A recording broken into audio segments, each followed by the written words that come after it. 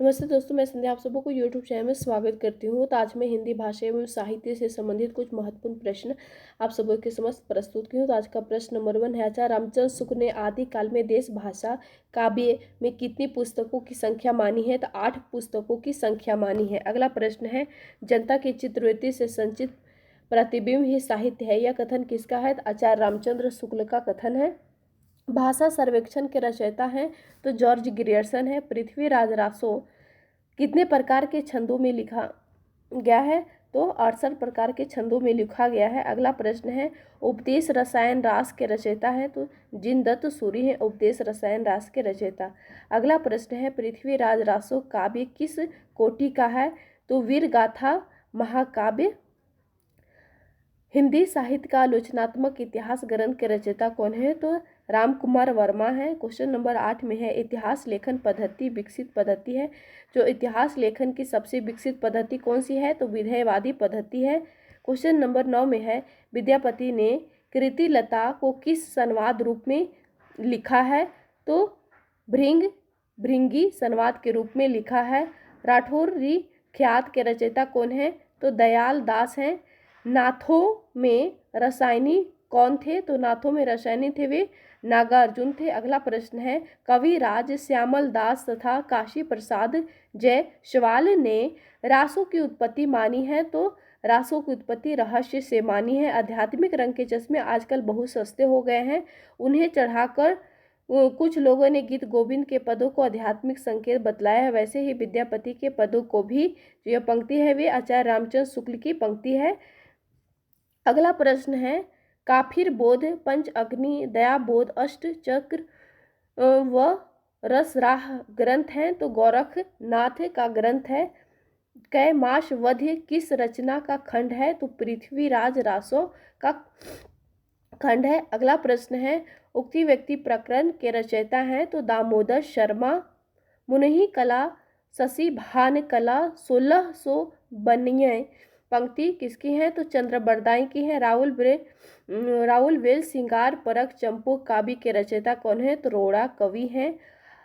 अपभ्रंश भाषा का प्रथम कवि माना जाता है तो जो अपभ्रंश भाषा का प्रथम कवि स्वयंभू को माना जाता है और स्वयं को अभिमान मेरु कहा करते थे। तो पुष्पदंत आदिकाल को संधि काल व एवं चारण काल किसने कहा है? तो रामकुमार वर्मा ने कहा है।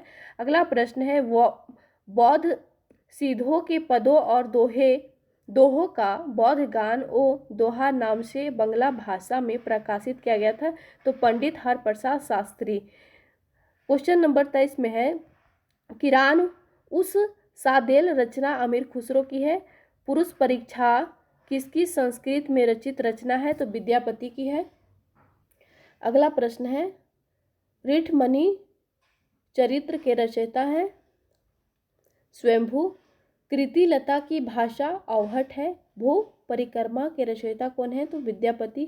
जय मयंक जस चंद्रिका के रचयिता कौन है? तो मधुकर कवि। जितने भी प्रश्न हैं महत्वपूर्ण है क्योंकि इससे संबंधित एक तो प्रश्न देखने को मिल सकता है एग्जाम में, तो आपको अच्छे से ध्यान से देखना है। क्वेश्चन नंबर 29 में है, दयाश्रय काव्य की रचना की है तो हेमचंद ने की है। कुमारपाल प्रतिबोध गद्य पद्य में प्राकृत काव्य लिखा गया था तो किसके द्वारा लिखा गया था? तो सोमप्रभ सूरी के द्वारा। अगला प्रश्न है, गोरखनाथ में किसके योग का सहारा लेकर हठ योग का प्रवर्तक किया गया था? तो पतंजलि के सहारा लेकर किया गया था। अगला प्रश्न है, रत्नाकर जोपन कथा की संप्रदाय का मानक ग्रंथ है? तो सीधो का। जिमी लोन बिलजाय पानी एही तिमी धरनी ले चित कथन किसका है? तो कन्हप्पा का है। गंगा जमुना माझे बहिराय नाई ये पंक्ति किसकी? तो डोम्भिका का है। काका तरुवर पंच बिडाल उक्ति लुइपा का है। सीधो में सबसे पुराने माने जाते हैं तो सीधो में सबसे पुराने माने जाते हैं सरहप्पा। अभ्रंश नाम पहल किस शिलालेख में मिलता है? तो वल्लभी राजा धारसेन द्वितीय के शिलालेख में मिलता है।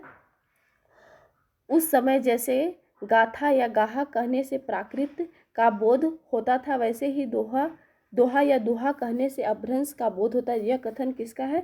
तो आचार्य रामचंद्र शुक्ल का कथन है। देसी नाम माला किसकी रचना है? तो देसी नाम माला हेमचंद की रचना है। हजारे प्रसाद द्विवेदी ने विश्वनाथ प्रसाद मिश्र तथा चंद्रबली पांडे ने रासों की उत्पत्ति मानी है, तो जो रासों की उत्पत्ति रासक से मानी है। अगला प्रश्न है, हरप्रसाद शास्त्री ने रासों की उत्पत्ति मानी है, तो जो हरप्रसाद शास्त्री है वे उन्होंने रासों की उत्पत्ति राजयश से मानी है। आचार्य रामचंद्र, क्वेश्चन नंबर 42 है, 42 नंबर में है, आचार्य रामचंद्र शुक्ल ने रासो शब्द की उत्पत्ति मानी है, तो रासो शब्द की उत्पत्ति रसायन से मानी है। क्वेश्चन नंबर 43 में है, पृथ्वीराज रासो की रचना विधान से सर्वाधिक विवादास्पद पक्ष है, तो क्या है विवादास्पद? तो ऐतिहासिकता है। कंद चरित्र के रचयिता कौन है? तो कंद कामर मुनि है। प्राकृत प्रकाश के रचयिता वररुचि हैं। ढोला मारू रादोहा के रचयिता कुशल लाभ हैं। सबसे पहले 12 मासा वर्णन किस रचना में मिलता है? तो विशल देव रासों में मिलता है। क्वेश्चन नंबर 48 में है, आदिकाल को अपभ्रंश काल कहा है, तो आदिकाल को अपभ्रंश काल किसने कहा है? तो धीरेन्द्र वर्मा ने।